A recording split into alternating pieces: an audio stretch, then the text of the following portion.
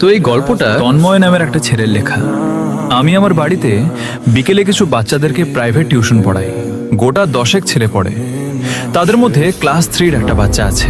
পড়াশোনা মোটামুটি ভালোই করে, তবে ওর বাড়ির আর্থিক পরিস্থিতি অতটা ভালো নয়। ওর বাবা কোথাও একটা ড্রাইভারে কাজ করে। অনেকবার এরকমও হয়েছে যে আমার মাইনে দিতে দেরি করেছে, কিন্তু আমি জোর করতাম না, বরং আমিও ওকে পারলে জোগাড় করে পুরনো জামা বা জুতো দিয়েছি। তবে একবার এরকম হয়, টানা 2 মাস আমার মাইনে দেয়নি। আমি প্রথমে কিছু বলিনি, তবে আরও একটা মাস পেরিয়ে যাওয়ার পর আমি ছেলেটাকে বললাম, তোর মাকে বলবি তো কাল সকালে একবার আমার সাথে দেখা করতে। তো সে বলল যে মা তো সকালে কাজে যায়। আমি জিজ্ঞেস করলাম, কি কাজ করে তোর মা? সে বলল, এমনি লোকের বাড়িতে কাজ করে। আমি কিছুক্ষণ চুপচাপ থাকলাম, দিয়ে বললাম, বেশ, তাহলে বিকেলে আসতে বলিস। পরের দিন বিকেলে ওর মা এলো। আমি বললাম যে ওই গাবলুর 3 মাসের মাইনেটা বাকি ছিল, তাই আপনাকে ডেকে পাঠিয়েছিলাম। মা বলল, হ্যাঁ, আসলে গাবলুর বাবা অনেকদিন ধরে ড্রাইভারের কাজটা করছে না, ওখান থেকে বের করে দিয়েছে, আর আমার মাইনেতে সংসারটা কুলোচ্ছে না।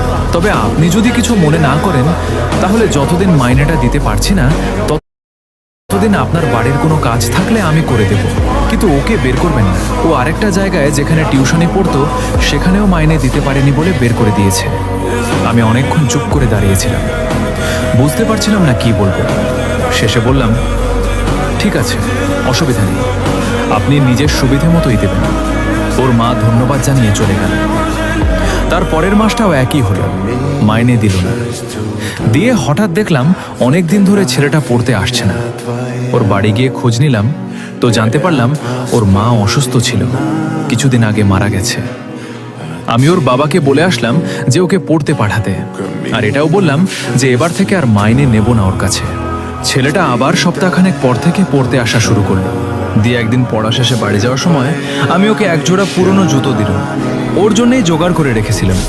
ও কিছুক্ষণ জুতোগুলোর দিকে চুপ করে তাকিয়ে থাকলো, দিয়ে ব্যাগ থেকে একটা চিকচিকি বের করে জুতোগুলো গুটোনো শুরু করলো, আর গুটোতে গুটোতে বলল, মা বলেছিল এবারে যদি তোর ওই স্যারটা কাপড় বা জুতো দেয় পরার জন্য, তো স্যারকে বলবি এবারেরটা অন্য কাউকে দিয়ে দিতে, কারণ মা বলেছিল মাসের শেষে আমাকে নতুন জুতো কিনে দেবে।